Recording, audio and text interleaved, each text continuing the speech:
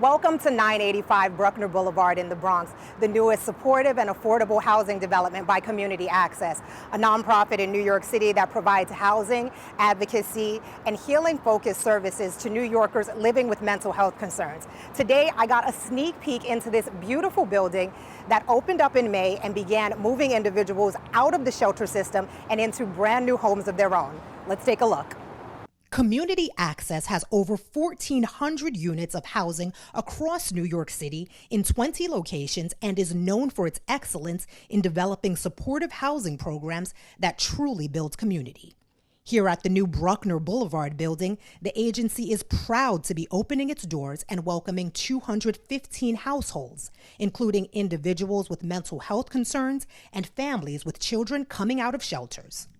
We're trying to really create standard multifamily apartment buildings. They're not institutions, they're not transitional housing, they're not shelters. These are homes where people from different walks of life in the community can live together. I'm an artist.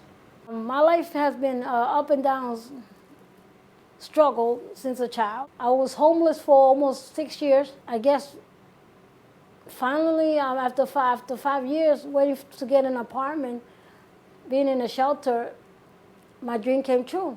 We take our cue from the people living in the building and provide flexible services that really meet people where they are and help them move forward in their lives in whatever direction they would like. Brian was living in a shelter when COVID-19 changed the landscape for all of us. It was a homeless shelter essentially, but they, would pack people into rooms and people would be using drugs, and it's just like a bad scene. And being surrounded by this is a beautiful facility as well. It has a gym, it has backyard, a basketball court. It's a beautiful place where you want to bring your friends over, your family over. A lot of times, like when people that are homeless, they don't have a sense of dignity, and giving someone even like small things can really be very transformative. Anytime that someone moves out of a shelter and into permanent housing is a victory.